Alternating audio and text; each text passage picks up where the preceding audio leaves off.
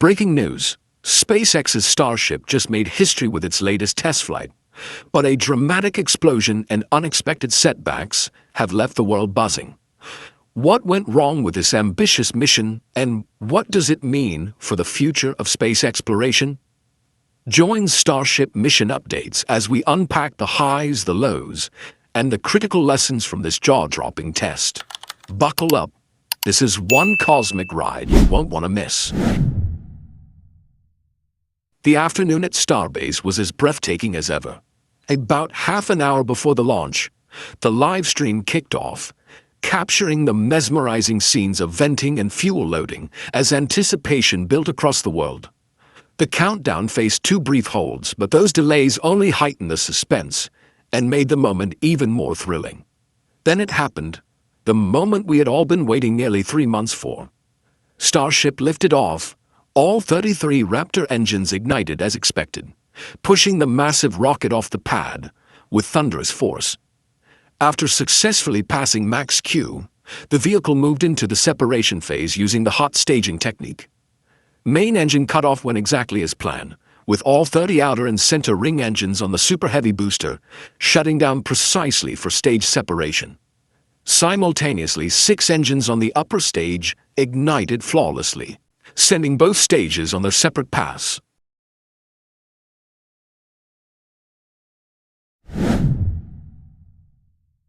For Booster 14, this was the most critical test yet. The boost back burn, which had caused issues in Flights 7 and 8, went incredibly well. All 10 center engines ignited perfectly with no failures, a major step forward and a clear demonstration of SpaceX's continuous improvements. The booster then moved into the landing phase, shutting down its engines as the hot stitching ring was successfully jettisoned. Unfortunately, despite the promising performance up to that point, B-14's journey ended in disappointment. As it approached its splashdown, the engines were supposed to reignite to decelerate and control the descent. But something went wrong. One of the center engines appeared to fail at a critical moment. Before there was time to analyze what had gone wrong, B-14 exploded midair, just before reaching the ocean, and its signal was lost. While the Gulf waters weren't far away, B-14 never made it. Starship Mission Updates notes that SpaceX released a statement. First reflight of a Super Heavy booster, today's test objectives were designed to intentionally push Super Heavy to the limits, giving us real-world data about its performance that will directly feed into making the next generation booster even more capable. Regarding safety, they reassured the public, as is standard for each test, the area in the Gulf containing the booster's flight path was cleared prior to launch. As for the cause of the explosion, no official details have been shared yet. However, it's possible that the ambitious objectives the SpaceX set for this flight played a role. Specifically, B-14 was tasked with testing a high angle of attack landing profile, which aims to conserve fuel by descending more steeply and resisting drag head-on. While this could optimize future landings, it also introduces greater aerodynamic pressure, and B-14 may have exceeded its tolerances during that demanding maneuver. The engine failure could also be related to ongoing issues with the igniter system, a known concern that SpaceX has been actively working to improve. While the loss of B-14 is disappointing, it's important to recognize that the booster was never intended to return to the launch site. The controlled landing was always meant as a testing opportunity, and in that sense, the test was successful in gathering vital data. Most importantly, this flight marked a major milestone, the first ever reflight of a Super Heavy booster. And despite its fiery end, B-14 managed to demonstrate real progress in key areas, especially overcoming the persistent boost-back burn challenge.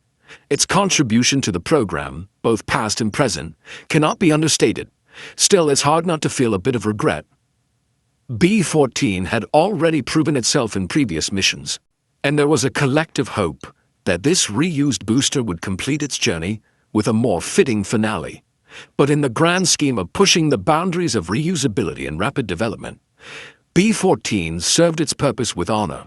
So here's to B-14, a booster that may not have had a perfect ending, but one that helped pave the way for a more capable and resilient Starship system. Thank you, B-14.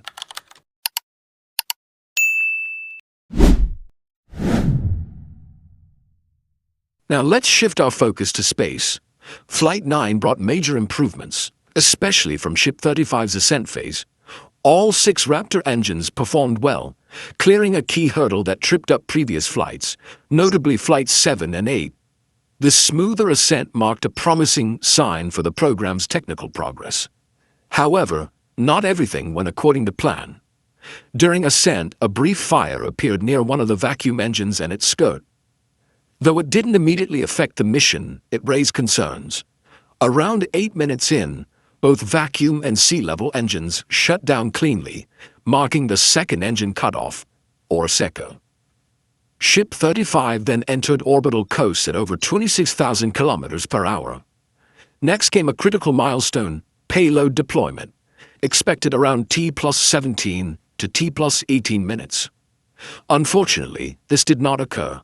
The issue seemed to involve the payload door, which may have failed to open. This mirrors Flight 3, when the payload bay door only partially opened, likely due to mechanical or structural concerns. Once again, SpaceX will have to wait for a future test to validate in-space deployment. Things quickly escalated from there. Around T+40 minutes, Ship 35 began to lose control during re-entry. Onboard footage and simulations showed the vehicle spinning violently. Re-entry conditions were more extreme than ever, with Ship 35 enduring tremendous aerodynamic and thermal stress.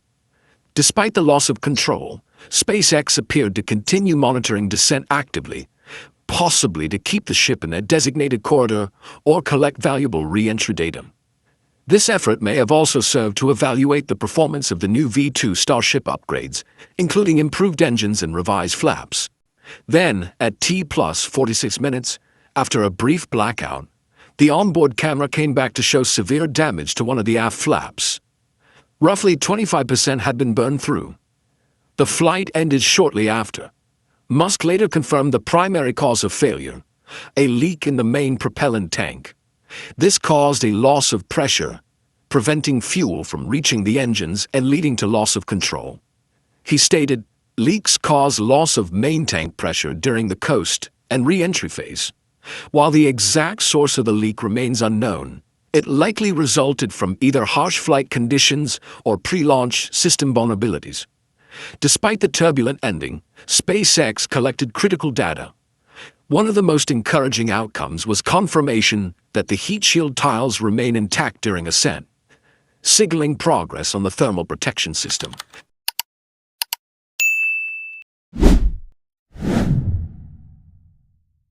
Overall, this test flight was a mix of breakthroughs and missed targets. SpaceX achieved a clean ascent, stable orbital insertion, successful engine shutdowns, and validated upgrades to its heat shield. However, several mission goals remain unmet: successful payload deployment, reigniting engines in space, controlled splashdown of super heavy, stable re-entry, and a soft ocean landing of the upper stage. Still, each mission, success or failure, brings SpaceX closer to full orbital reusability.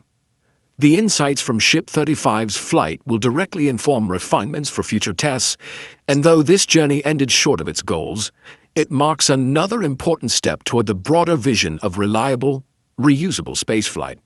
With Flight 9 now complete, attention shifts toward the future of the Starship program. Although both stages fell short of their final goals, the mission yielded valuable data and marked clear progress in SpaceX's push for a fully reusable launch system. Starship mission updates highlights that SpaceX emphasized this in their post-flight statement. The teams will continue to review data and work toward the next flight test. With a test like this, success comes from what we learn. Musk echoed the sentiment, stating, "Lot of good data to review." Notably, Flight 9 appears to have aligned well with SpaceX's internal objectives. This could allow the company to bypass a formal FAA investigation, something that delayed earlier flights, and accelerate the pace of future launches. Musk confirmed plans for a faster cadence, saying on X that SpaceX is targeting one every 3 to 4 weeks for the next 3 Starship flights. If this timeline holds, Flight 10 could launch by mid-June, with Flights 11 and 12 following before the summer's end. Flight 10 will carry heightened expectations and is expected to attempt objectives Flight 9 nearly accomplished, such as payload deployments, reigniting engines in orbit, surviving re-entry, and executing soft ocean landings. For now, SpaceX plans to stick with splashdowns rather than attempting to catch the stages with the tower's mechanical arms, a goal reserved for later tests. The next flights will build on Flight 9's key successes, including the booster's flawless boost-back burn and the ship's stable performance during ascent and coast. These achievements serve as foundational steps toward achieving full reusability and interplanetary mission capability. With test cadence increasing, Starship development is gaining serious momentum.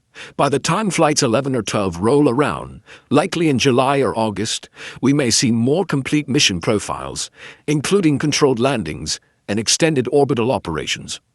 In the meantime, Starship supporters are encouraged to stay engaged. Leave a comment saying, "Let's try again," and keep the conversation going. Every test brings us closer to the reality of multiplanetary life.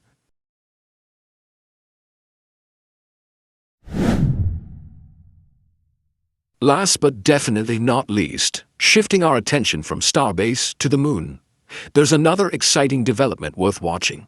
Japan's lunar lander, Resilience, operated by iSpace, has provided a stunning new view of the Moon's south pole. While waiting for its upcoming landing attempt, Resilience sent back a striking photo taken on the 22nd of May. The image, captured from lunar orbit, offers a close-up view of the rugged terrain surrounding the Moon's southern region. In the photo, the lunar surface is shown in vivid contrast against the pitch-black void of space. Countless craters dot the view, giving a sense of the immense geological complexity of the area. According to iSpace, Resilience snapped this photo of the Moon's south pole from lunar orbit, capturing the rough terrain of the many geological features of the lunar surface, which some say look like cheese from afar. The company also noted that the image creates an interesting optical illusion. While the terrain consists of concave craters, some viewers may perceive them as convex bumps, depending on their visual orientation. "What do you see, craters or bumps?" they asked. Resilience launched on January 15 aboard a Falcon 9 rocket, alongside the American Firefly Blue Ghost lander. However, the two landers took very different routes. While Blue Ghost made a more direct trip and landed on March 2nd, Resilience chose a longer, more energy-efficient path to the Moon, arriving in lunar orbit on May 6.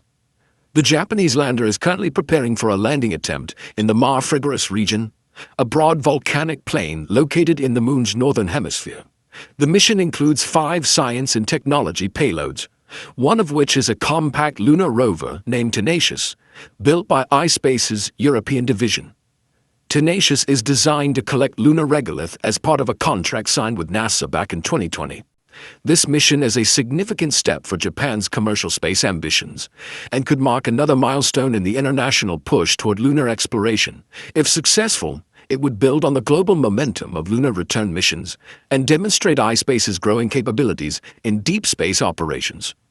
As we wait to see whether Resilience completes its journey with a soft landing, one thing is clear: the race to the Moon and to Mars is heating up. Whether it's SpaceX testing Starship or Japan delivering rovers to the lunar surface, each mission brings us closer to a new era of space exploration. This has been Starship Mission Updates. Don't forget to like the video and subscribe if you haven't already to stay up to date with the latest milestones in SpaceX's journey. Thank you so much for watching, and always remember, curiosity, imagination, and inspiration will follow you so long as you keep looking up.